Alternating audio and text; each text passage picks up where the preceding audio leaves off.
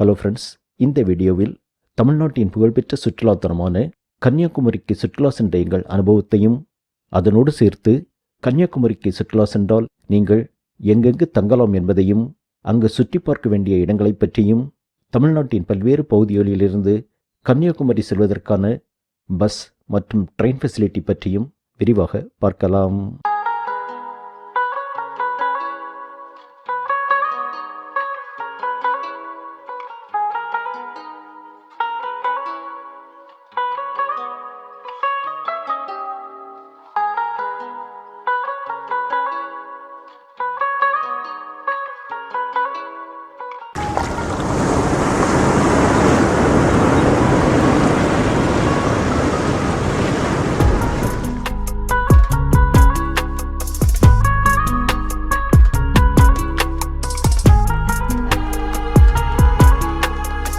நாங்கள் தஞ்சாவூரிலிருந்து நாகர்கோவில் வரை ட்ரெயினில் சென்ற பிறகு அங்கிருந்து பேருந்து மூலமாக கன்னியாகுமரியை அடைந்தோம்.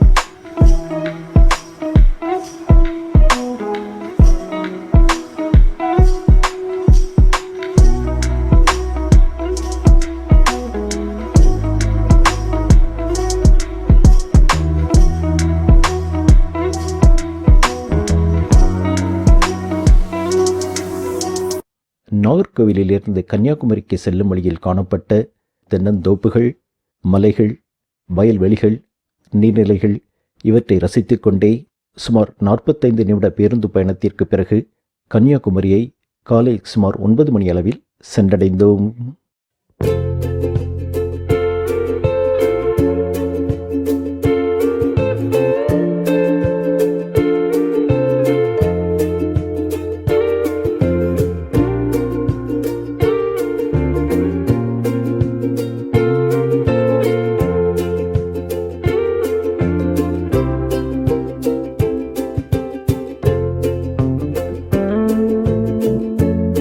பொங்கல் பண்டிகையை ஒட்டி நாங்கள் சென்றதால் கன்னியாகுமரியில் கூட்டம் மிக அதிகமாக இருந்தது. மேலும் பல்வேறு ஹோட்டல்களில் ரூம் ஆல்ரெடி புக் ஆகியிருந்தது. இது எங்களுடைய அன்பிளான் ட்ரிப் ஆகையால் நாங்கள் ரூம் ப்ரீ புக் பண்ணவில்லை. அதனால் ஏற்கனவே நாங்கள் கன்னியாகுமரிக்கு கடந்த முறை சென்ற பொழுது தங்கியிருந்த ஹோட்டலிலேயே, அதாவது ஹோட்டல் ஸ்ரீதேவியிலேயே ரூம் எடுத்து தங்கினோம். கன்னியாகுமரியில் தங்குவதற்கு பல்வேறு பட்ஜெட்டுகளில் சுமார் 50க்கும் மேற்பட்ட ஹோட்டல்கள் உள்ளது. நாங்கள் தங்கியிருக்கும் இந்த ஹோட்டல் கடற்கரையிலிருந்து சுமார் 1/2 கிலோமீட்டர் தொலைவிலும், அதாவது நடந்து செல்லும் தொலைவிலும், ரயில்வே ஸ்டேஷனிலிருந்து 1/2 கிலோமீட்டர் தொலைவிலும் அமைந்துள்ளது. கன்னியாகுமரியை பொறுத்தவரை ஹோட்டல் ரூம் டேரிஃப் சீசனுக்கு தகுந்தவாறு மாறுபடும். இது பீக் சீசன் ஆகையால் பொதுவாக ஹோட்டல் டேரிஃப் அதிகமாகவே இருக்கும். சில ஹோட்டல்களில்தான் டேரிஃப் எப்பொழுதும் ஒரே மாதிரி காணப்படும். அதனால் நீங்கள் ஹோட்டலில் ரூமை ப்ரீ புக் செய்துவிட்டு, அதாவது ரிசர்வ் செய்துவிட்டு சென்றால் நல்லது. இந்த ஹோட்டலை பொறுத்தவரை மிகப்பெரிய கார் பார்க்கிங் வசதிகள் உள்ளது. இந்த ஹோட்டலோடு சேர்ந்து ரெஸ்டாரண்ட் எதுவும் கிடையாது.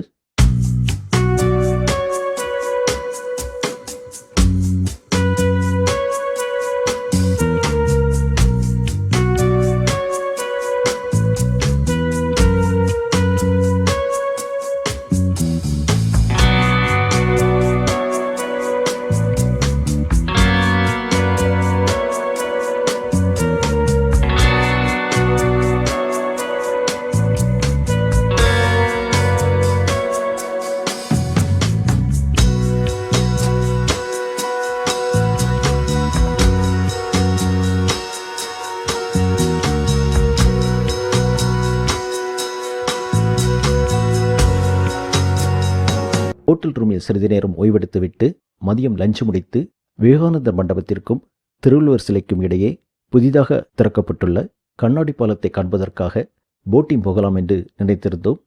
ஆனால் விவேகானந்தர் பாறைக்கு செல்வதற்கான போட்டிங் செல்வதற்கு நல்ல கூட்டம் இருந்தது. கிட்டத்தட்ட 4 முதல் 5 மணி நேரம் கியூவில் நின்றுதான் போட்டிங் செல்ல முடியும் என்ற ஒரு நிலை இருந்ததால் அந்த பிளானை கேன்சல் செய்துவிட்டு கோவிலுக்கு அருகிலுள்ள ஹோட்டல் சரவணாவில் லஞ்சு சாப்பிட்டுவிட்டு கடற்கரையிலிருந்தே திருவள்ளுவர் சிலை மற்றும் கண்ணாடி பாலத்தை பார்த்து ரசித்தோம்.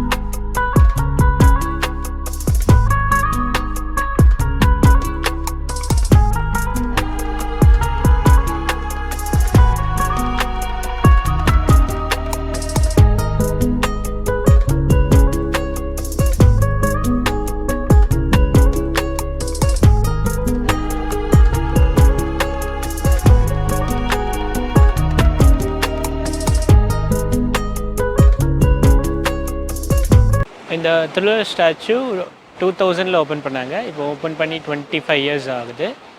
இப்போது அந்த கிளாஸ் பிரிட்ஜ் வந்து இப்போ ரீசெண்டாக தான் ஓப்பன் பண்ணாங்க, 2 வீக்ஸ் தான் ஆகுது. அதுக்கப்புறம் விவேகானந்தர் மண்டபம் வந்து அதோட ஸ்பெஷாலிட்டி என்னென்னா, இங்கே வந்து விவேகானந்தர் வந்து 3 days மெடிடேஷன் பண்ணுறதா சொல்கிறாங்க. அது மட்டுமல்ல, கன்னியாகுமரியில் முக்கியமான ஒரு இடமான முக்கடலும் சங்கமிக்கும் இடத்தையும் சுற்றி பார்த்தோம். அதாவது கன்னியாகுமரியில் அரபிக்கடல், பே ஆஃப் பெங்கால் மற்றும் இந்தியன் ஓஷன் ஆகிய 3 கடல்களும் சங்கமிப்பது ஒரு சிறப்பம்சமாகும். அந்த 3 கடல்களும் சங்கமிக்கும் இடத்தில் சிறிது நேரம் அமர்ந்திருந்தோம்.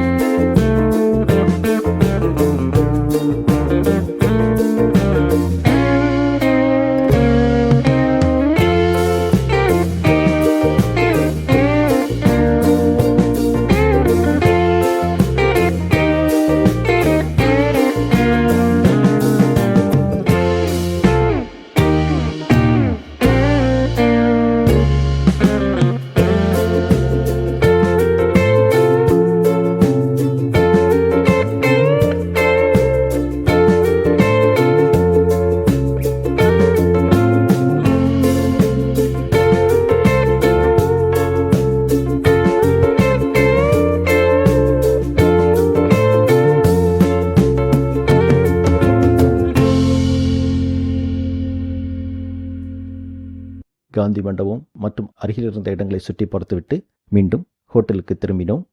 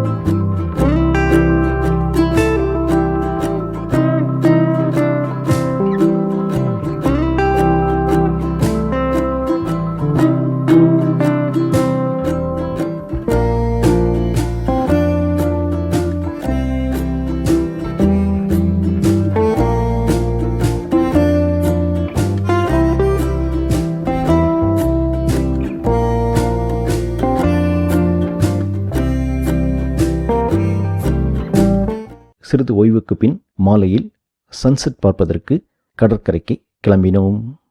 உலகிலுள்ள குறிப்பிட்ட சில இடங்களில் மட்டும்தான் நாம் சன்ரைஸ் மற்றும் சன்செட் பார்க்க முடியும். அதாவது சூரிய உதயம் மற்றும் சூரிய அஸ்தமனத்தை பார்க்க முடியும். அந்த ஒரு சில இடங்களில் கன்னியாகுமரியும் ஒன்று. சுமார் மாலை 5:30 மணி அளவில் கடற்கரையை அடைந்து சூரியன் அஸ்தமனத்தை பார்ப்பதற்காக காத்திருந்தோம்.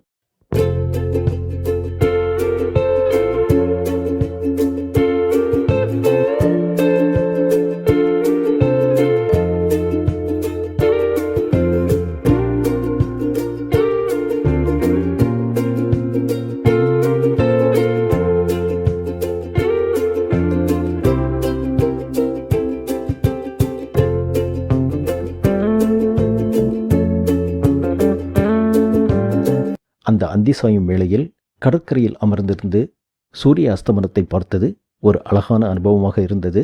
மேலும் சூரிய அஸ்தமனம் முடிந்த பிறகு சிறிது நேரம் அந்த கடற்கரையிலேயே அமர்ந்திருந்தோம். அங்கு வீசிய குளிர்ந்த காற்றும் அலைகளின் ஓசையும் மனதிற்கு இதத்தை தந்தது.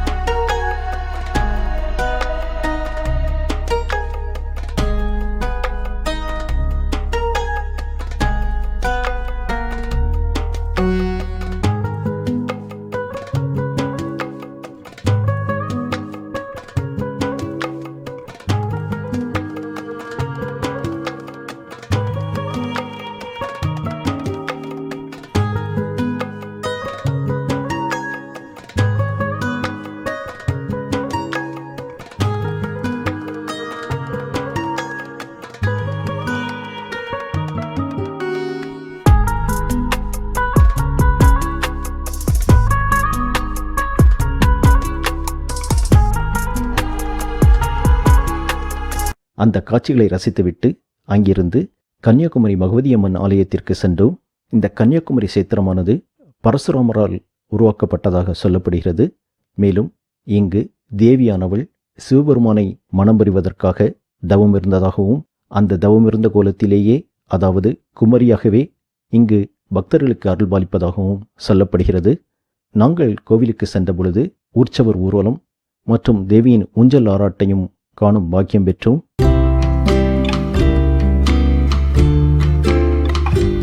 இந்த கன்னியாகுமரி பகவதி அம்மன் முகத்தில் அணிவிக்கப்பட்டிருக்கும் வைரமுக்குத்தி மிகவும் சிறப்புமிக்கதாக சொல்லப்படுகிறது. கோவில் தரிசனம் கண்டு அதன் பிறகு கடற்கரைக்கு சென்றோம். அந்த பௌர்ணமி இரவில் அலைகளின் ஓசையில் மின்னொளியில் ஜொலித்துக் கொண்டிருந்த விவேகானந்தர் மண்டபம் மற்றும் திருவள்ளுவர் சிலையை சிறிது நேரம் ரசித்துவிட்டு அதன் பிறகு நாங்கள் தங்கியிருந்த ஹோட்டலுக்கு எதிரே உள்ள ரெஸ்டாரண்டில் இரவு உணவு முடித்து ரூமுக்கு திரும்பினோம்.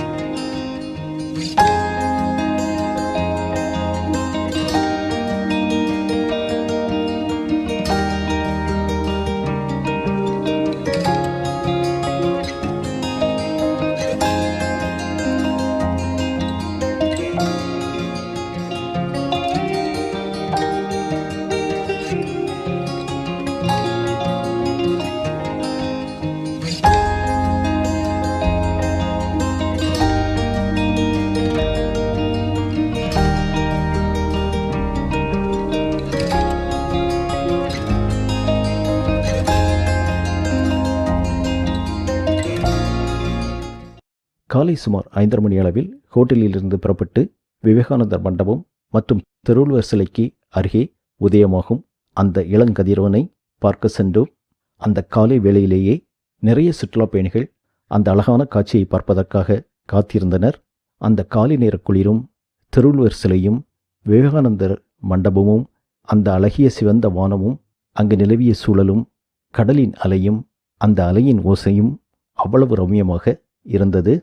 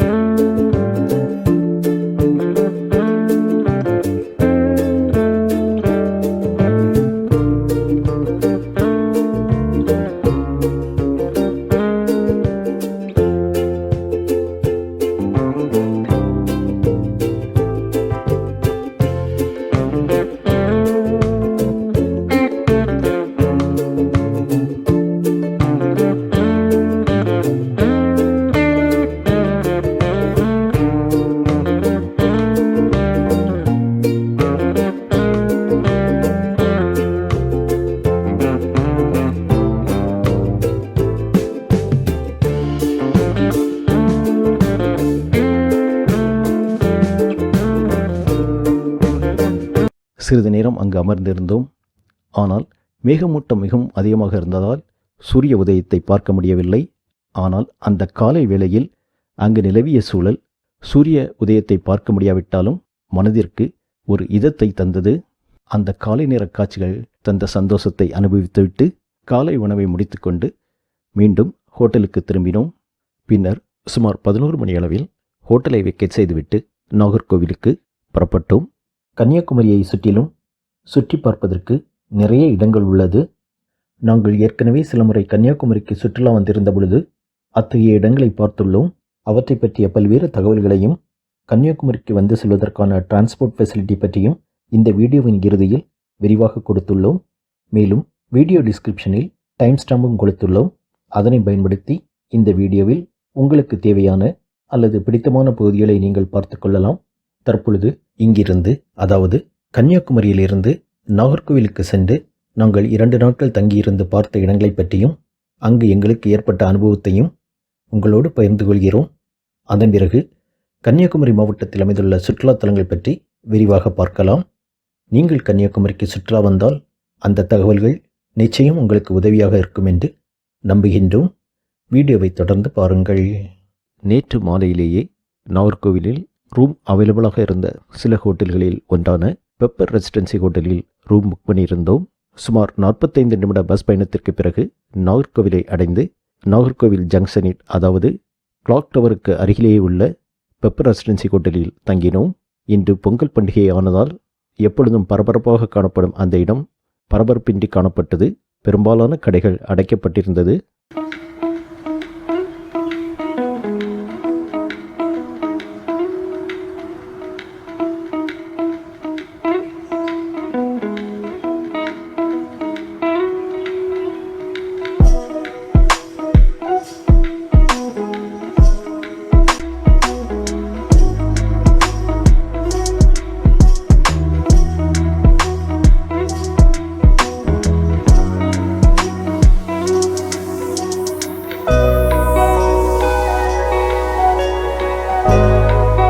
நாங்கள் இப்போ பெப்பர் ரெசிடென்சியில் இருக்கோம்.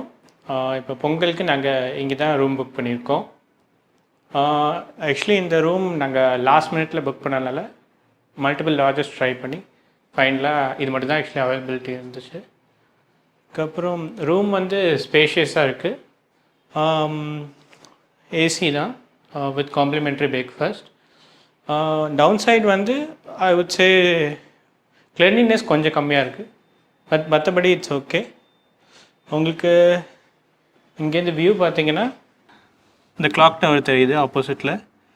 ப்ளஸ் உங்களுக்கு வந்து லெஃப்ட் சைடில் வந்து உங்களுக்கு வெஸ்டர்ன் காட்ஸ் இருக்குது.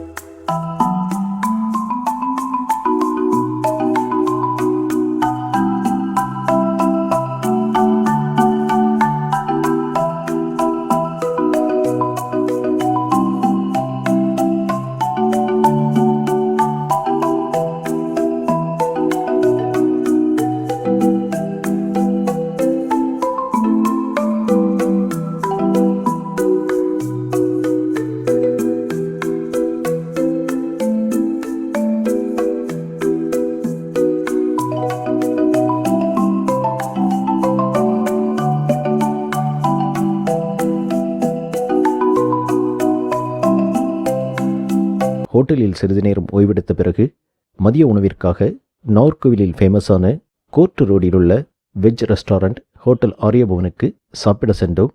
ஹோட்டலில் நிறைய கூட்டம் இருந்தது. அங்கு பொங்கல் ஸ்பெஷல் மீல்ஸ் சாப்பிட்டோம். நன்றாகவே இருந்தது.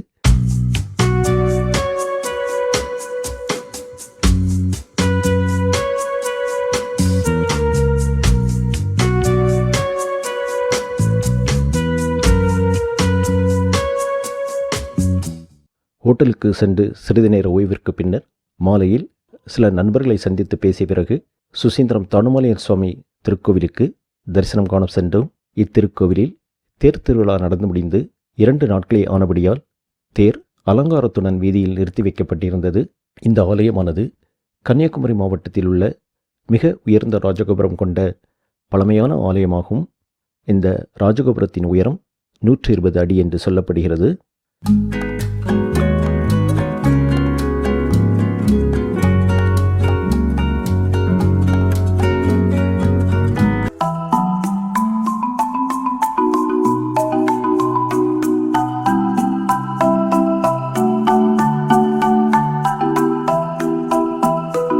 இவ்வாலயத்தில் பிரம்மா, விஷ்ணு, சிவன் ஆகிய மும்மூர்த்திகளும் ஒரே மூர்த்தியாக, அதாவது ஸ்ரீ தாண்டுமாலய மூர்த்தியாக பக்தர்களுக்கு அருள்பாலிக்கின்றனர்.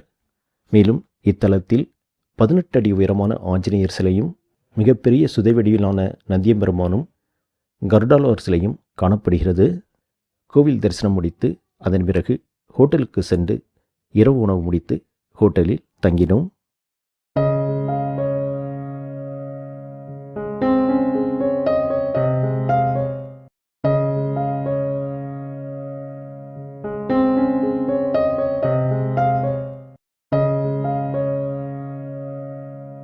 ஹோட்டலில் காம்ப்ளிமெண்ட் பிரேக்ஃபாஸ்ட் இருந்தது.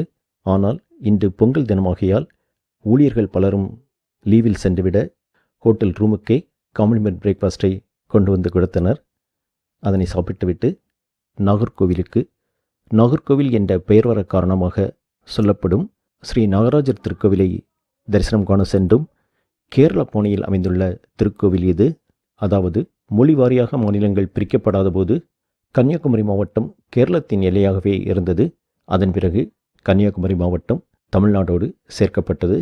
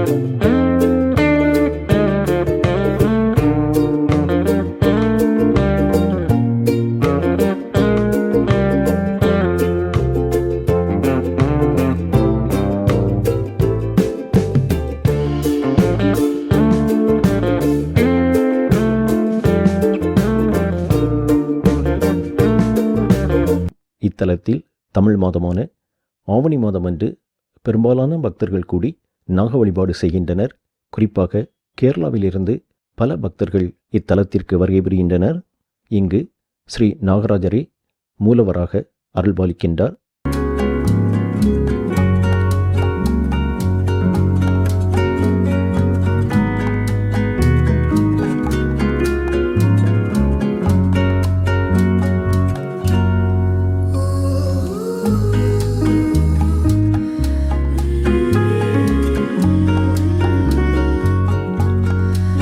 கோவில் தரிசனம் கண்டு அதன் பிறகு மீண்டும் ஹோட்டலுக்கு திரும்பினோம்.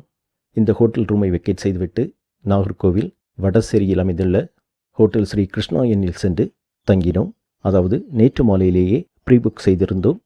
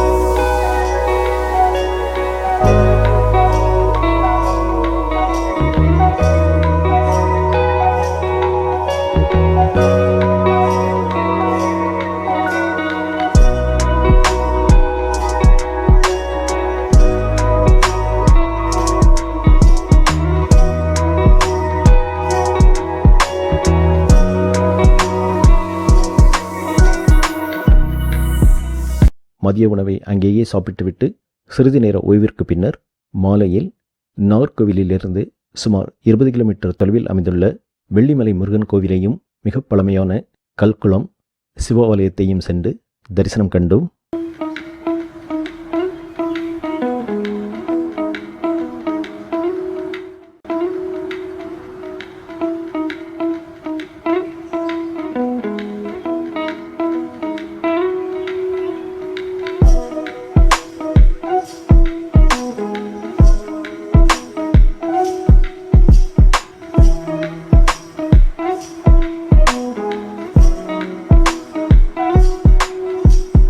மலை குன்றின் மீது அமைந்துள்ள இந்த வேடிமலை முருகன் கோவிலில் இருந்து பார்க்கும் பொழுது நாகர்கோவிலின் இயற்கை அழகு மிகவும் ரம்மியமாக இருந்தது.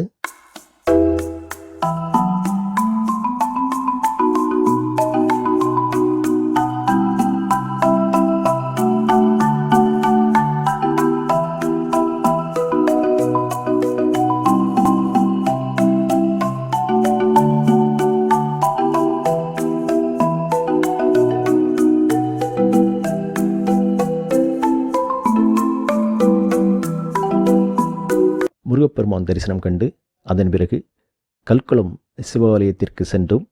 இந்த ஆலயமும் நாகர்கோவிலில் உள்ள மிக பழமையான ஆலயமாகும். நாம் ஏற்கனவே தரிசனம் செய்த சுசீந்திரம் ஆலயத்தை போன்றே கோபுரம் மற்றும் திருக்குளமுடைய ஆலயமாகும்.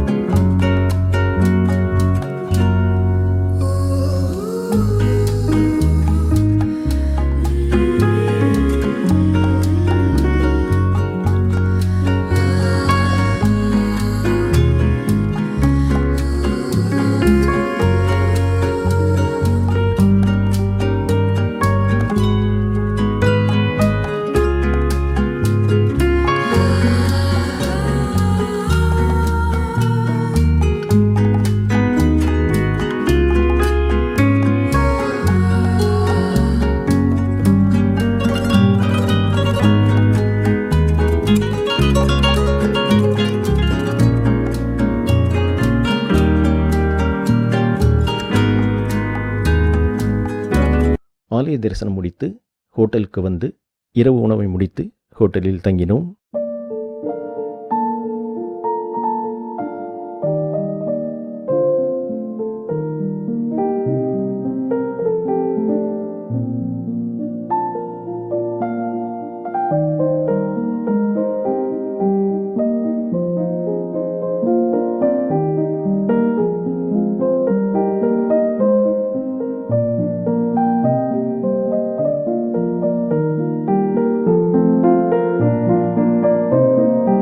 மறுநாள் காலை, அதாவது 4ஆம் நாள் காலையில் ஹோட்டலில் காம்ப்ளிமெண்ட் பிரேக்ஃபாஸ்ட் இருந்தது. எனவே ஹோட்டலிலேயே பிரேக்ஃபாஸ்ட் முடித்துவிட்டு சில நண்பர்களை சந்தித்தோம்.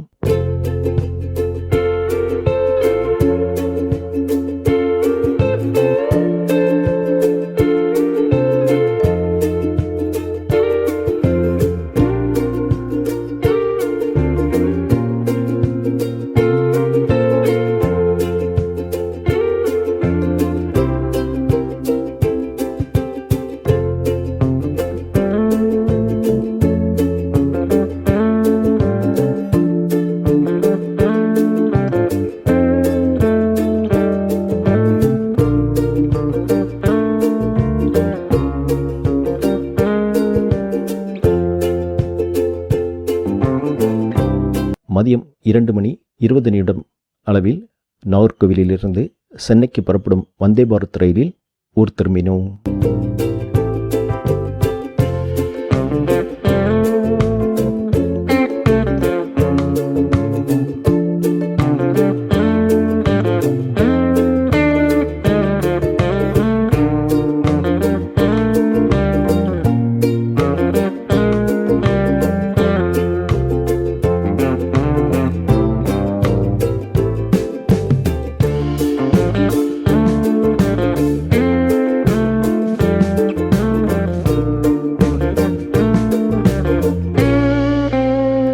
நாங்கள் பலமுறை கன்னியாகுமரிக்கு சுற்றுலா வந்திருந்தபடியால் வேறு இடங்களை சுற்றி பார்க்கவில்லை.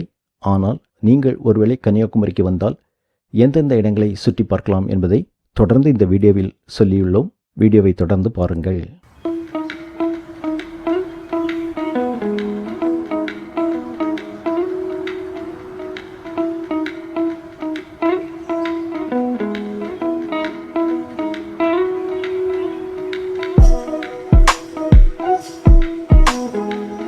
கன்னியாகுமரி மாவட்டம் நான் பிறந்த ஊர். சுமார் 25 வருடங்களுக்கு முன்பு சென்னையில் செட்டில் ஆனோம். அதன் பிறகு அவ்வப்போது நண்பர்கள் மற்றும் சில உறவுகளை பார்ப்பதற்காக கன்னியாகுமரிக்கு செல்வதுண்டு.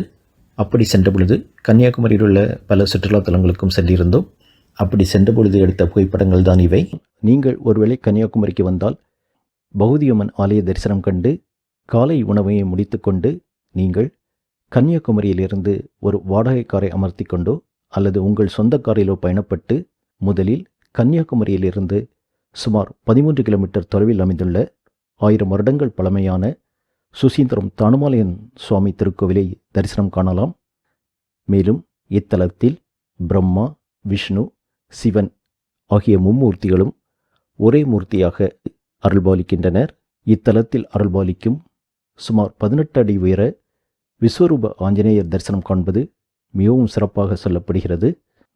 சுசீந்திர ஆலய தரிசனம் கண்ட பிறகு அங்கிருந்து நீங்கள் புறப்பட்டு பத்மநாபபுரம் என்னும் இடத்தில் அமைந்துள்ள அரண்மனையை நீங்கள் பார்வையிடலாம். இந்த அரண்மனையானது 1600ஆம் ஆண்டு திருவிதாங்கூர் சமஸ்தானத்தை ஆண்ட ரவிவர்ம குலசேகர பெருமாள் என்ற மன்னரால் கட்டப்பட்டு அதன் பிறகு மார்த்தாண்டவர்ம மன்னரால் விரிவாக்கப்பட்டதாக சொல்லப்படுகிறது. இந்த அரண்மனையில் அரச குடும்பத்தினர் பயன்படுத்திய பல பொருட்கள், மர வேலைப்பாடுகள், சிலைகள், ஓவியங்கள் என்று பல விஷயங்களை நீங்கள் பார்வையிடலாம்.